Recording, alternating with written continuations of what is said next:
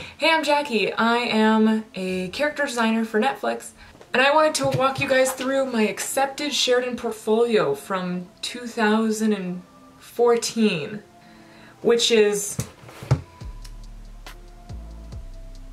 like 7 years ago. So it's 7 years ago. I've improved a lot, which is good. And let's cringe through my portfolio together and see what I was thinking when I was 17 years old, going from grade 12 into hopefully this program, which was what happened. This is my score sheet, and I got the exciting score of 3.21, and the minimum to get in, you guessed it, is 3.21. So that was really embarrassing at the time, but looking back, it doesn't matter because, you know, you get in, no one cares about your portfolio score once you get in. So let's take a look at what I have for you. So I applied to this school when I was in grade 12, so I didn't know anything about the program, and everything I had to learn about the program or about the portfolio guidelines and stuff like that was online. So I was always on like this Tumblr page of like fourth year resources for people trying to get in, and they would answer questions and stuff like that. And that's how I got some of the answers for some of the things that I was trying to learn. So I have an entry page. This is like my second year having a tablet, maybe my third year. I think I got my tablet in grade 10. This is my like third year of digital drawing. Not very cool. Life drawing. So I was like, in grade 12, when I was making this portfolio, I was 17 years old, and you had to be 18 to go to life drawing class. So I don't know how I got to life drawing, and either they just like didn't ask, or I guess I looked 18 because, or maybe my mom signed something. You know what, I don't know. But these are my life drawing pieces, and if we see from the score sheet, my overall average was a 3 out of 4. So that's pretty good. I got a couple of 2s. I got 2s for proportions. Yeah, I know. Is not. Yeah. So we had to do life drawing from the zoo, right? They say you need live animals, don't draw from photos because we're gonna notice. And they always said, we're gonna know. And I was always scared, and I was like, they're gonna know. So I went to the zoo. I made my mom go to the zoo with me, the Toronto Zoo, 2-hour drive, so then I could see these animals and draw them. And first of all, it sucked. It was cold. It was winter. Second of all, when I got to Sheridan, everyone was like, oh yeah, I just Googled photos online. Same with like life drawing. And here I am, dumb bitch disease, going out of my way to go to the zoo. Don't draw from photos when you apply. And then last life drawing is hands. Drew my hand. The perspective on this doorknob is whack. That doesn't make any sense. Man, I remember this took forever. Okay. So we had to make a character and rotate it and give him poses.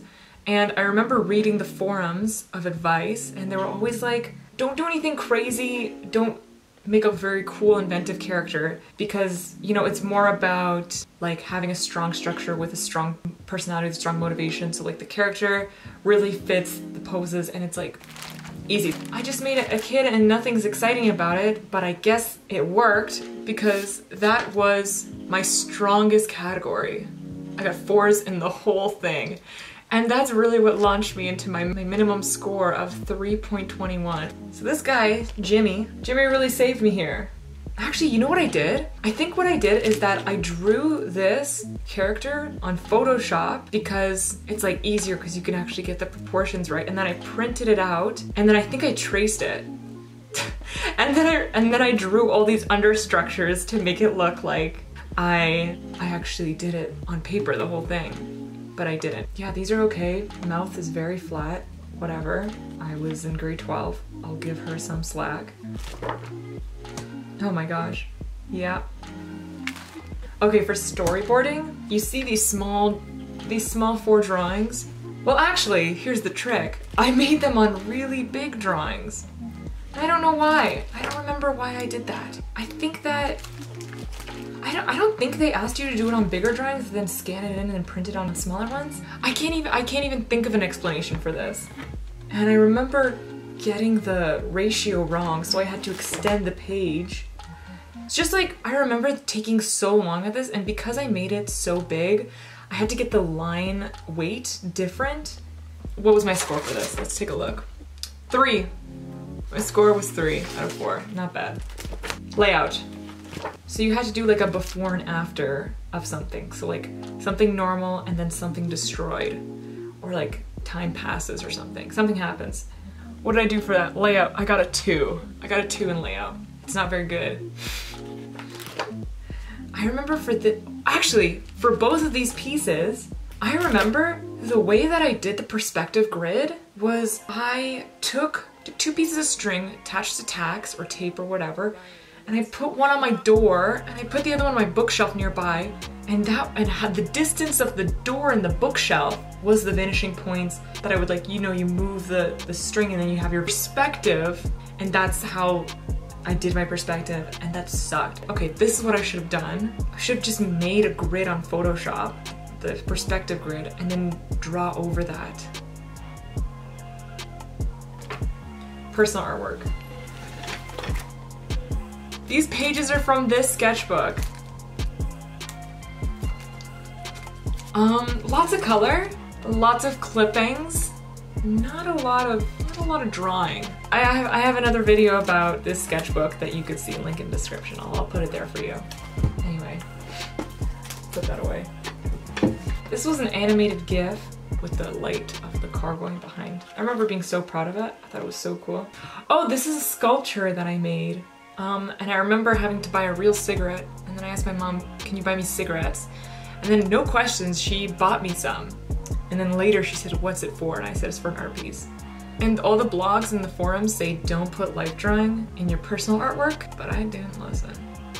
Cause I thought they were really good. And I went to like life drawing for like 4 months. This was an animation I did with my friend Harmony in grade 12, I think. And it was for like a competition in high school. So let's take a look. I have it like privated on my YouTube. Let me take a look if I can find it. Yes.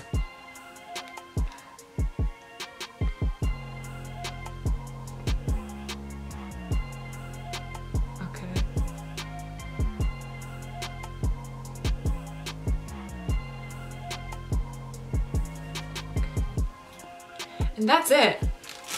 That was my portfolio to get into Sheridan.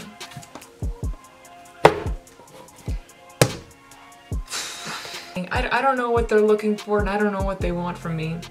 And you know, I think the moral of this video is that if I got in to school and then graduated and then worked for, you know, DreamWorks, Warner Brothers, etc., Netflix, this guy, well then you can too. And it's in your grasp, and you know, it's possible to have a successful career of art. That's what this video is about, because you know what? If I was in grade 12 and I saw a video like this, I think that would have really helped me decide what I wanted to do, see kind of where it goes. Cause like I saw portfolios online, but there's nothing really like a tour through the mind of the artiste. Okay, well that's it then. I'm gonna stop. And I'm thinking about doing a video about my Sheridan experience, showing some assignments over the years, what it started as, what it ended up being. I always get specific questions about school and like, is it worth going to school, and is Sheridan good specifically and stuff like that. So maybe I'll do a video on that. Let's see, we'll see. Let me know in the comments below if you're interested in something like that. Thank you. Like this video if you want. For every like this video gets, I will put someone into Sheridan. Okay, bye!